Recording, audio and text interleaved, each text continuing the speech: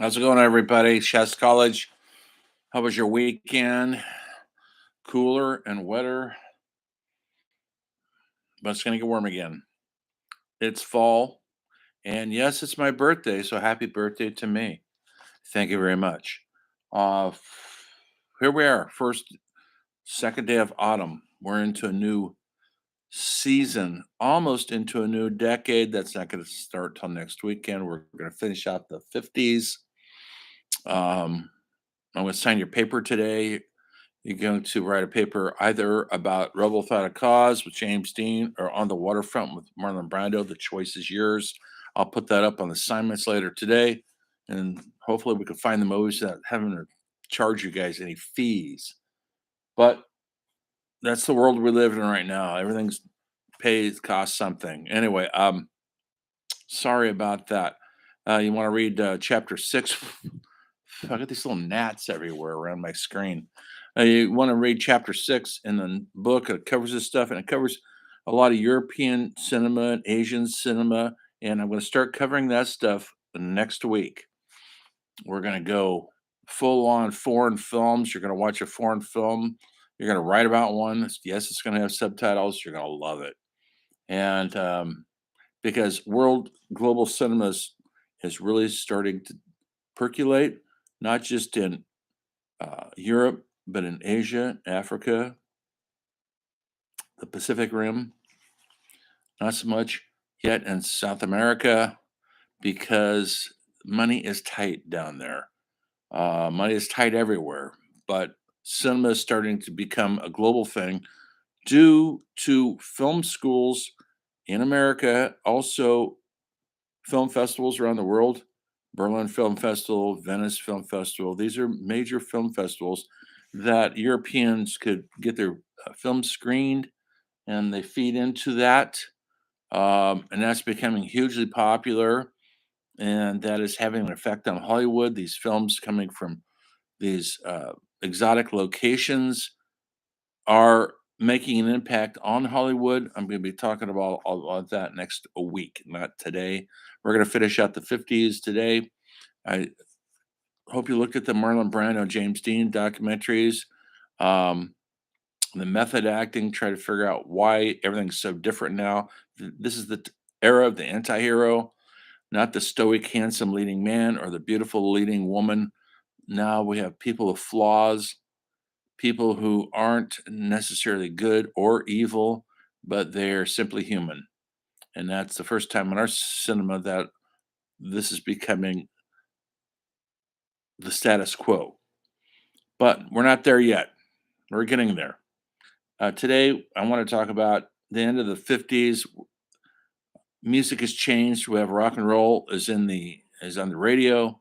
Um, Abstract painters like Jackson Pollock and Willem Dafoe, de Kooning, I should say, is shaking up the art world out there. The painters and literary figures, the post World War II writers like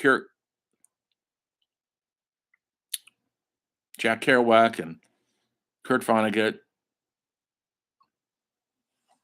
Joseph Heller.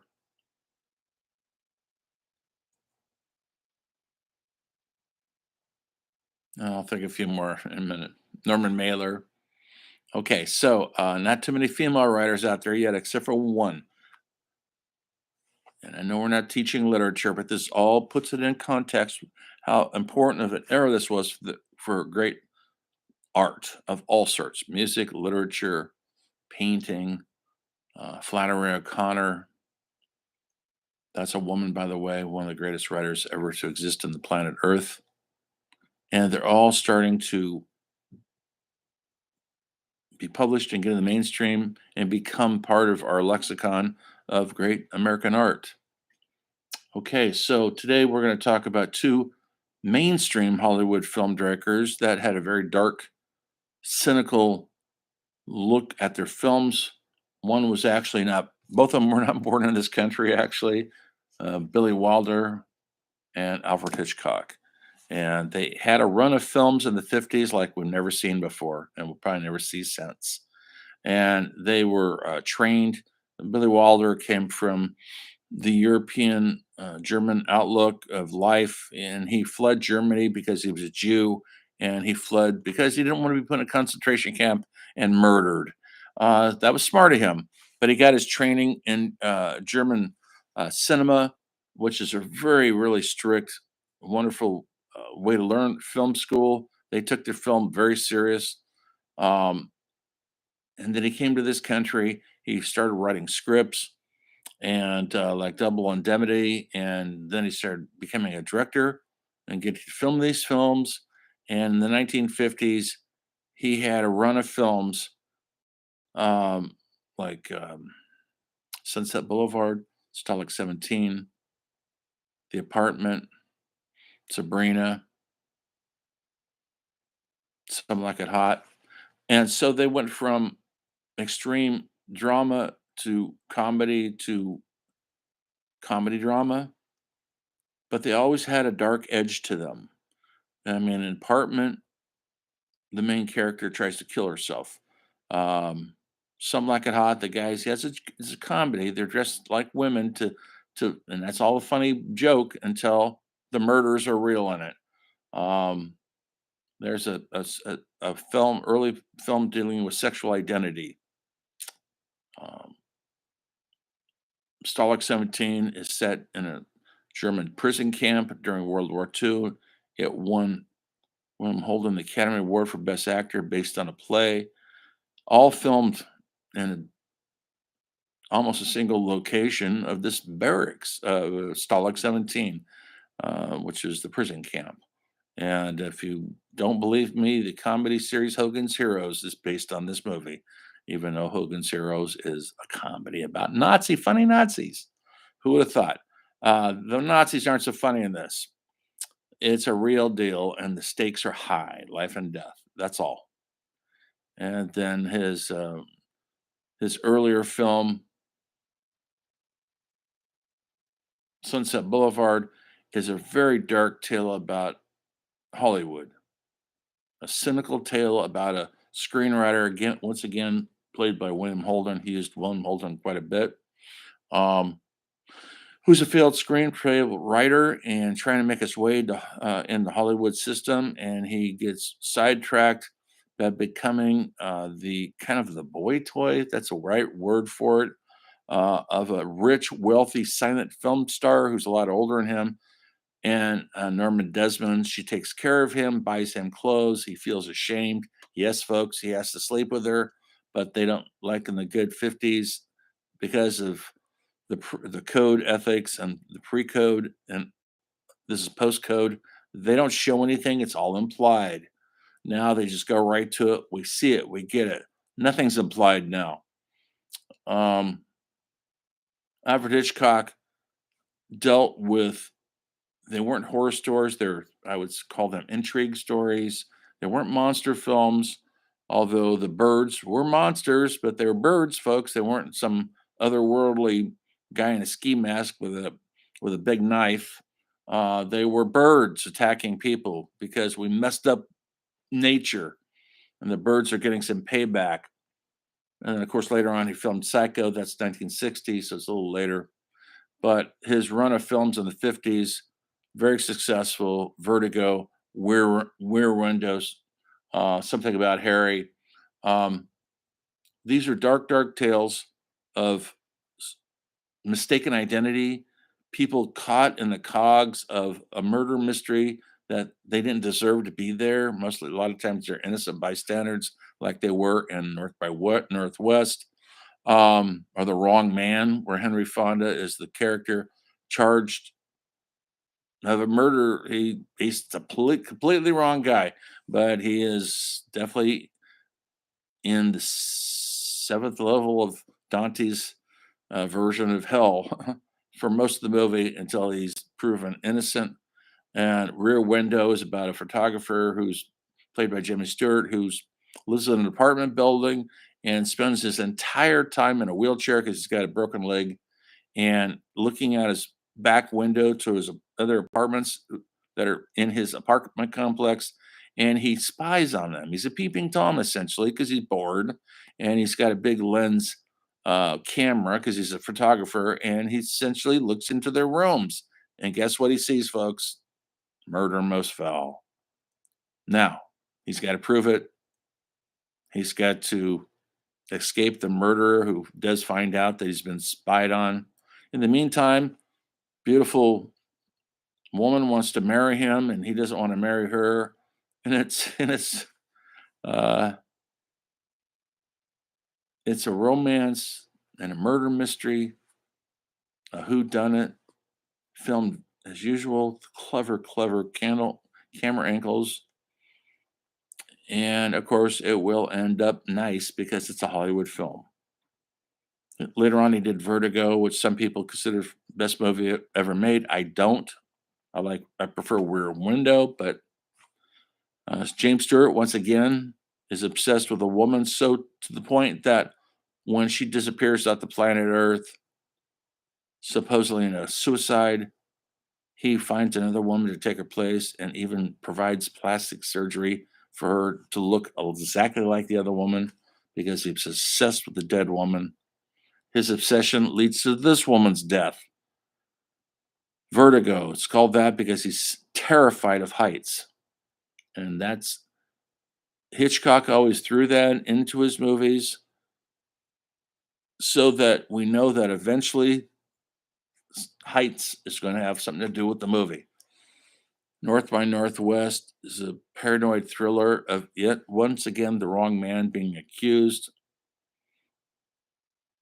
foreign intrigue, and romance, and a very provocative sexual movie without showing anything, folks, all implied, played by the great Cary Grant, and the woman is Eva Marie Saint, who is the woman in On the Waterfront.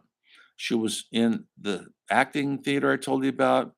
Hope you saw some of that, the method acting, the Lee Strasberg Clinic in acting school in New York, where so many these film actors like Marlon Brando, James Dean, Paul Newman, Steve McQueen, Marilyn Monroe, yes, and Eva St. Marie, um, Joanna Woodward, all were coming out of this acting school that was teaching this technique of sense memory. So you're not faking your emotions in front of the camera, you're recalling the real emotion. And so hopefully you're showing that because the camera can pick up the fake stuff easier than on stage. On stage, you have a distance with the audience, not so with the camera. So these two filmmakers fit into these dark, cynical times, which is driven by the Cold War and by the atomic threat and by the new world we're living in, which is being driven by television and the rise of the youth market for the first time. Um, the world post World War II children were growing up and they needed more interesting cinema that they could relate to, not just fantasies, fairy tales. They need to see something real. And so, thus, we have a series of films like On the Waterfront, Streetcar Named Desire, Viva Zapata, Giant, Murder Without a Cause, all happening in this mix of the culture changing into what we would call pop culture, which simply means popular culture. And Hollywood is looking at the culture and making movies that are mirroring that. And that's what I want to talk to you guys 1 second about your essays. People are still confused about the essays. I'm trying to make it as clear as possible. The next essay is going to be due next week. I'll post it tonight. I'm not looking for a plot rehash. Don't tell me the story. That's not your mission. Your mission is to break the film down into why it matters. And it does matter. I'm giving you guys classic films that matter. Now you have to prove it. Why does it matter? Do your research, but also watch the movie and try to enjoy it. One of them is in color, by the way. So that should make you happy. Um, the themes, what are the themes? Rebel Without a Cause, it would be the division between older generation, new generations, authority figures like the police, parents, the kids wanting to break free. They want to be naughty. They're drinking some booze. They're having sex. They're smoking cigarettes, just like good youth should do. Uh, so that's a theme in that movie. Growing pains for sure. Responsibility. Who takes responsibility in Rebel Without a Cause? Not the adults, the kids. So there's all sorts of themes going on in there.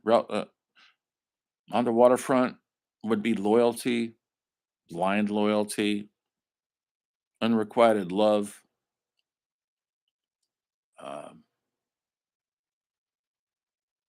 the ruling class, the lower class, the bosses against the employees, because it's all about the mob controlling the waterfront in Hoboken, New Jersey. Power, misuse of power, and blind loyalty. There's a bunch of themes there. You can write about any of those. Look at the camera, and don't. And when you talk about it, when I talk about camera, I'm saying what's going on in front of the camera. Is the camera moving? Is it stationary? Is it up there? Is it down here? Is it telling the story in an effective way? You don't have to be a technician to be affected by the cinematography. The lighting is also cinematography. On the waterfront, it's more film noirish lighting, dark, lots of bright whites and darks. Red Without a Cause is mostly filmed. A lot of it's in the daytime, so it's bright colors. It's kind of garish. It turns dark towards the end of in the movie. It's actually at night. Um, Look at the direction. You don't have to know anything about a director, but they put the people in front of the camera. How, has he done a good job? Is it effective? Are you not getting it? Also, act like you've stepped into a movie theater in 1955 to watch one of these films. Take your 2022 eyeballs out of your head, put your 1955 eyeballs in your head, and view it through that porthole of history. Do not compare it to new movies. Don't say, oh, it's slow. The music, I don't like it I like music now. Don't even bring up new movies. What's the point? You're analyzing that movie in the context, the historical context of the era and time it was made. And look at that era. It are the what's going on in the world. That's why I'm always talking about the politics of the time, the great communist witch hunts going on, the atomic threat is happening, youth market, all that's going on in the culture. And that's reflecting on these movies. Thus, the movies reflect back what's going on in the culture. And so the audience sees something in themselves in these movies, not just fantasy fairy tale characters that takes them out of their lives for a minute. This puts them in their lives and makes them look at their lives deeper. So that's what's going on. That's what your essay is about. If you run out of ideas, look at look at one of those aspects. I'll list these things again in the assignment. Look at the performers. Break it down. The cast members, talk about them. Not just say they do a good job. Why are they doing a good job? Or not they're not doing a good job. Why? Explain your reasoning. That's the analytical part of it. And I'm going to get more and more fussy about that. I haven't been that fussy about that yet. You'll start losing more points as the class goes on because you should start using your critical thinking caps on why these films matter. And they still do, by the way. 60 years after they were made. Another boom in that era was low budget B movie horror films. What is a B movie? You can look that up. It's in the textbook, by the way, but you could Google it. There were A movies and B movies, and you went to a movie theater in 1955 and you saw probably three things. You saw the opening movie, which was the B movie, which is usually a low budget film that was made quickly, 10 days, 2 weeks. You saw a cartoon, it could be a Disney cartoon or it could be from Warner Brothers, ra- you know, I can't think of his name, but we loved him, the rabbit, the crazy rabbit. And it could be a Road Runner. Yes, they were making those in the 50s. Uh, it was a cartoon usually. And then there'd be the feature film, what they call the A movie. The B movie was made by the studios to, to be the opening movie. You used to get your money's worth of movies. You don't do that anymore. You'd pay your 75 cents and you'd get all three of those things. Now you pay your $18, you get one. And you don't even get to sit through it again. You don't get to sit through it a second time without paying for it a second time. Times have changed. So this is normal. And a lot of great B movies were made during this time. And because of the atomic threat and the communist witch hunt, they called it the Red Scare, was prevalent in this country. These films reflected that. And they did it through horror. And I don't mean horror like a slasher film or a guy with a knife and a mask. It was more psychological. And a lot of it had to do with possible aliens coming down and taking over the country, the world, like the day the earth stood still, War of the Worlds. Another one would be, a great one would be The Thing, which they remade later on. The Thing is some monster, somebody from outer space has landed out in the North Pole and they're evil. And these guys have to fight it to survive. Where did it come from? Outer space.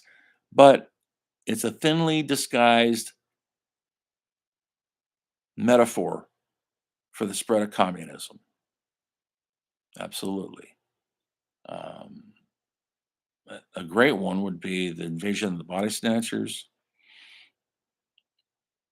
about pod people, aliens from outer space are trying to invade the Earth. They put these pods down here that look like big plant pods, but it's if you go to sleep at night, they put a pod close to you. You die in your sleep, and the pod, a new you grows in the pod. You're reborn as the exact picture of you, except for you have no emotion, no thought control. You don't fall in love.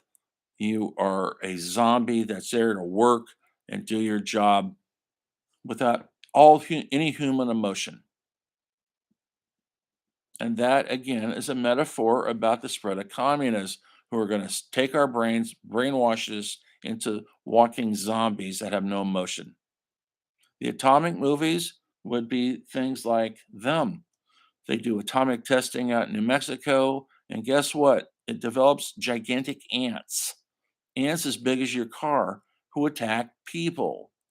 And so now we're being attacked by these gigantic ants.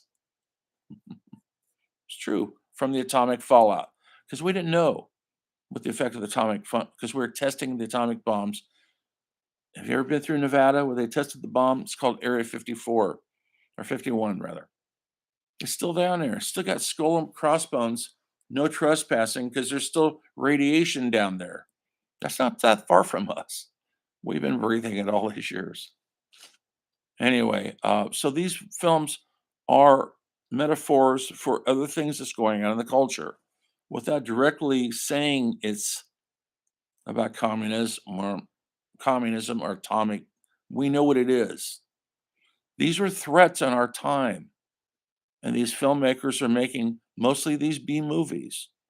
And some of these B movies are complete classics. They're as good as the A movies. I'll put these movies up against any A movie of those days. So those are the classic horror B movies or sci-fi movies you want, maybe you want to call them. The rise of the communists and the threat of atomic annihilation was very real, folks. Look for your next paper. I'll sign it tonight. Keep up on that discussion. Tell me your favorite movie is. You just saw it. Why? Why does it matter? Okay. I'll see you next time when the story of film continues. You guys quit bugging me. I'm not going to let you do whatever it is.